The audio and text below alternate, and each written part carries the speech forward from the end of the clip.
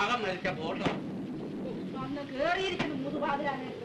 ഞാൻ പിന്നെ ഈ പാലായ്ക്ക് എവിടെ പോയി കിടന്നു ചുരുളൂരി? അടിക്കുന്ന കള്ളിന്റെ വാട. ഞാൻ കള്ളു കുടിച്ചോണ്ട് നിനക്ക് എന്തോ അടിയ നഷ്ടം? ഇവിടുന്ന് അത്താഴത്തിലല്ലോ കണ്ടേ ചെന്ന പോയെ. ഈ ചായ വന്നോണ്ട് ഇവിടുന്ന് അത്താഴം വെച്ചു. ആ അളിയെ ഞാൻ വന്നിട്ട് അങ്ങോട്ട് പോയി. അപ്പുറത്ത് ചായപ്പി കിടക്കുന്നു. നിങ്ങൾക്ക് അത്താഴം ഒന്നും വേണ്ടായോ? വേണ്ട. എന്റെ ശിഷ്യൻ കുറച്ച് കപ്പയും മീനും മേടിച്ചു തന്നു.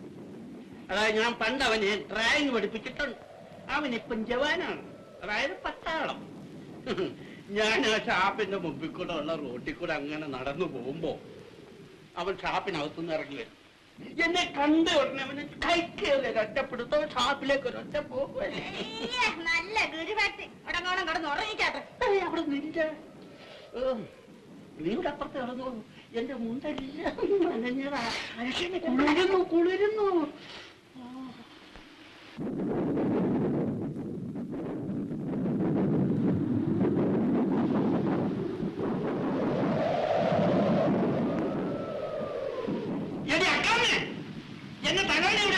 എന്റെ ഈശോയെ, ഈ മനുഷ്യൻ കിടന്ന് ഉറങ്ങാനും സമ്മതിക്കത്തില്ലല്ലോ. എന്താ മനുഷ്യ? എന്റെ തലാണി എന്ത്? അതെടുത്ത് അച്ചായന് കൊടുത്തു. എന്നാ പെമ്പിള്ളേരുടെ തലാണി ഏതെങ്കിലും നിർത്തുണ്ടോ? പിന്നെ പെമ്പിള്ളേര് കാക്കലും തലയ്ക്കലും മെത്തേം തലയാണയും അപ്പനുണ്ടാക്കി കൊടുത്തിരിക്കുന്നില്ലയോ? അതുങ്ങൾ പരണ്ടേഞ്ച് പലകയൊക്കെ വെച്ചാ മനുഷ്യ കിടക്കുന്നത്. തലാണില്ലാതെ പിന്നെ എങ്ങനെയെന്ന് കിടന്ന് ഉറങ്ങും? നിങ്ങള് ബാബുവിന്റെ തലയാണ ഇങ്ങോട്ട് എടുത്ത് വെക്കണം. അവനിപ്പോ ഉറങ്ങിക്കാണും. കർത്താവിനെ വിചാരിച്ച് എന്നെ ഇനിയും ശല്യം ചെയ്യല്ലേ. ഓ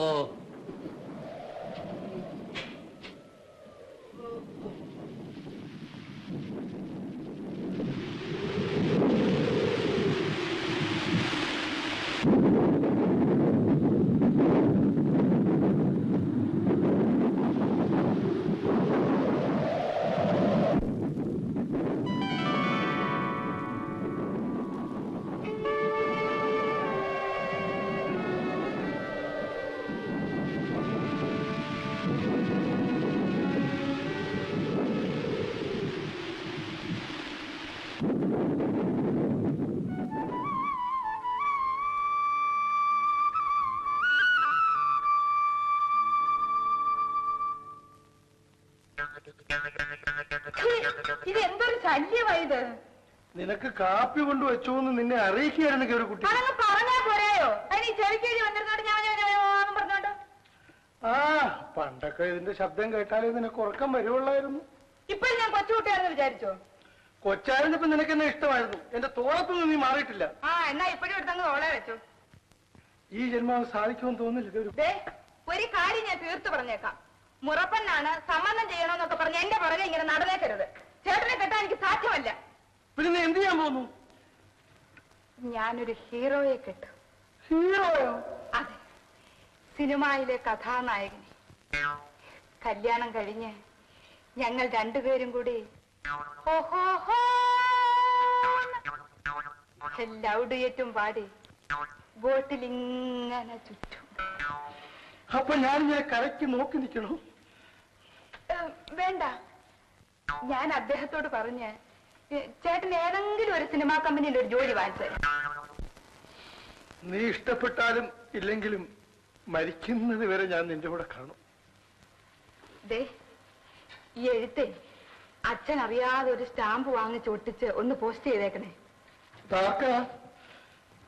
പ്രേം നസീറിന് ഒരു ഫോട്ടോ അയച്ചു തരാൻ എഴുതിയിരിക്കുക. അദ്ദേഹം ഭാര്യയും മക്കളും ഒക്കെ ഉള്ളവനാ. അതൊന്നും സാരമല്ലേ ഏട്ടാ. ഇതെന്നെ കൊണ്ട് എന്നെ ചെയ്യിക്കണം. നീ ഇവിടെ ലക്ഷം അടിച്ചുകൊണ്ട് നിൽക്കുകയെന്നോ? അപ്പുറത്തോട്ട് എന്നാ ഒലയിലെ തീയൊന്ന് പൊട്ടിക്ക്. രാവിലെ മുതൽ രണ്ട് കാളന്മാരായിട്ട് വന്ന് നിൽക്കുകയെന്നല്ലേ ഉണ്ണുണ്ണി? അല്ല, വൈകുന്നേരത്തെ ഭജനയ്ക്ക് ഏഴശീലകളൊക്കെ അത് ഞാൻ ചന്തയിലോട്ട് പോകുമ്പോ വാങ്ങിച്ചോണ്ട് വരാം. എന്തോ പറയുമായിരുന്നു അവിടെ? എന്നെ സംബന്ധം ചെയ്യണം. നിനക്കൊരാഴ്ച വെച്ച് കൊടുക്കാൻ മേലാഞ്ഞോ? ലാടം തരച്ച് നടക്കുന്നവന് വിയക്കാരിക്കെ കെട്ടണമെന്നില്ല.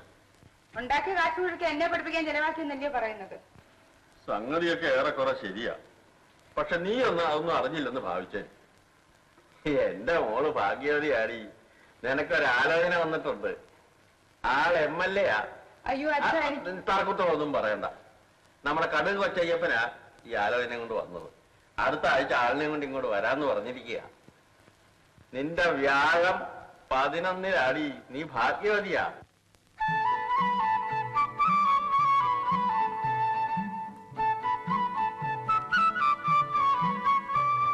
കാപ്പി.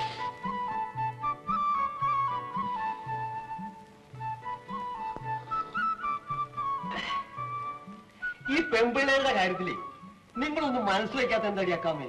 ഞാൻ എന്നാ മനസ്സ് വെക്കാനാ ചായ?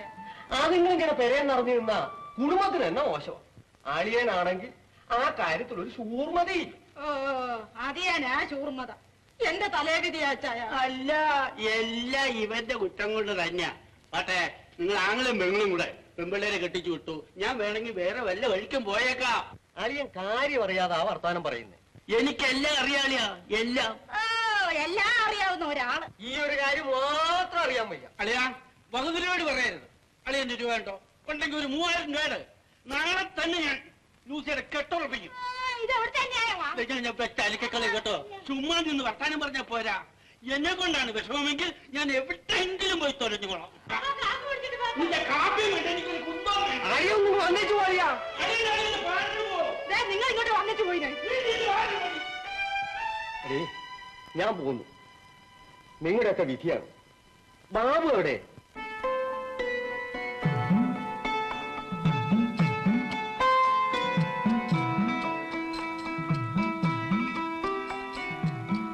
ബാബു, നീ രാവിലെ എഴുന്നേറ്റങ്ങ് കുത്തിവടിക്കാൻ തുടങ്ങി. ഇതുകൊണ്ടൊക്കെ വല്ല രക്ഷയുണ്ടോടാ? ഇതുകൊണ്ടുള്ള രക്ഷയാണ് ഈ കാണുന്നത്. ദാരിദ്ര്യം വരയ്ക്കുന്നത് ഇതൊക്കെയാ. പിന്നെ എങ്ങനെ ആ ദാരിദ്ര്യം മാറുന്നേ? കേട്ടോ ചായ, ഞാൻ ഇവനോടൊന്നും പറയും. ഒന്നുമില്ലെങ്കിലും നിഷേധമ്പരാന്റെ പടം വരയ്ക്കാം. കാശ് കിട്ടിയില്ലെങ്കിൽ പുണ്യമെങ്കിലും കിട്ടുമല്ലോ. പിന്നെ ഇപ്പൊ ഒരു തമ്പുരാനെ ആർക്കും വേണ്ട മച്ചി. മറ്റൊരു പണിയില്ലാഞ്ഞിട്ട് ചെയ്യുന്നു. കേട്ടോ ബാബു, ഞാൻ പെമ്പിള്ളേരെ കെട്ടിച്ചയക്കണ കാര്യം പറഞ്ഞതിന് ആളിയൻ എന്നോട് പിണങ്ങി പോയിരിക്കുവാ. നീ ഒന്ന് പോയി തിരക്ക്. അത് പതിവുള്ളതാ. അപ്പച്ചെങ്കിൽ വന്നോളൂ. അത് ഞാൻ മനസ്സിന്റെ വിഷമം കൊണ്ടാടാ ഇങ്ങനെയൊക്കെ പറയുകയും പെരുമാറുകയും ചെയ്യുന്നത്. ഒരു തൊഴിലും കിട്ടാനില്ല. അറിയാവുന്ന തൊഴിൽ ചെയ്യാന്ന് വെച്ചാൽ ജീവിക്കാനായിട്ട് കിട്ടുകയില്ല. ഇത് വെച്ചോ. പെമ്പിള്ളേരുടെ കല്യാണക്കാര്യം വല്ലതും ഉറപ്പിക്കുമ്പോ അറിയിക്കണം. മോനെ, ഞാൻ ഇറങ്ങുക.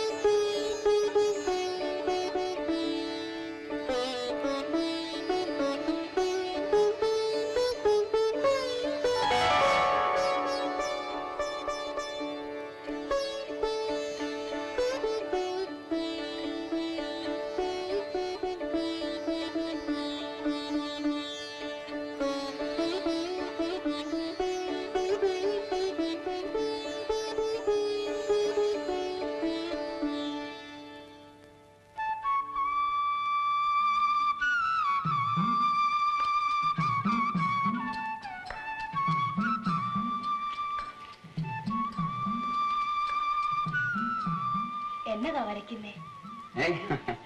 ഒരു പുതിയ പടവാ. ഇങ്ങോട്ടും തിരിച്ചേ കാണട്ടെ. അതെ, അത് പൂർത്തിയാക്കിയിട്ട് ഞാൻ കാണിക്കാം.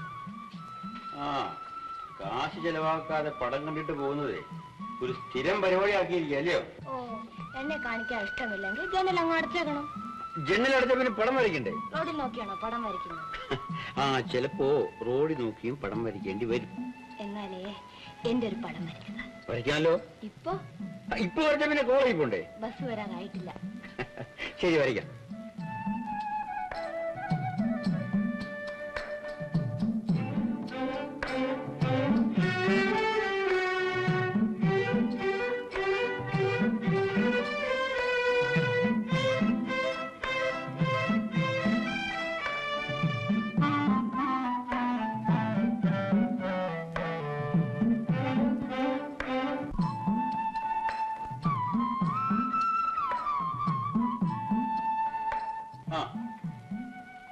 എങ്ങനെയുണ്ട്?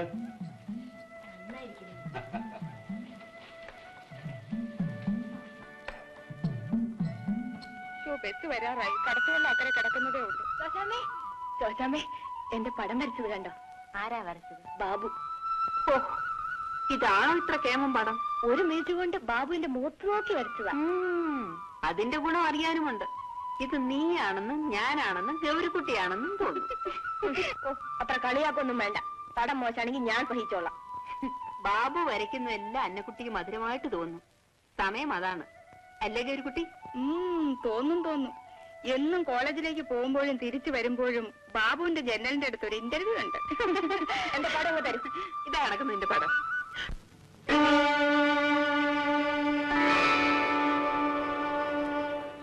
വെള്ളത്തിൽ വീണല്ലോ. വെള്ളത്തിൽ വീഴുമെന്ന് ഞാൻ വിചാരിച്ചില്ല. മര്യാദയാണ് നിങ്ങൾ കാണിച്ചത്. ക്ഷമിക്കൂ എന്നാമേ, ഒരു നിമിഷത്തിനുള്ളിൽ എന്നെ വരയ്ക്കാന്നല്ലേ ഉള്ളൂ. മനഃപൂർവ്വമാണ് വെള്ളത്തിലിട്ടത്. ആഹാ, മനഃപൂർവ്വമാണെ കണക്കായിപ്പോയി. നിങ്ങൾ ആവശ്യമില്ലാതെ പിണങ്ങാതെ. ഇവളുടെ ഒന്നും കൂട്ടേ എനിക്ക് വേണ്ട. വലിയ വക്കീലിന്റെ മകളാണെന്ന് തന്റെ അവർ മനസ്സിലിരിക്കട്ടെ. ചുമ്മാ ഇരിക്കുന്നു. അതൊക്കെ ഞാൻ പറഞ്ഞു തരൂ.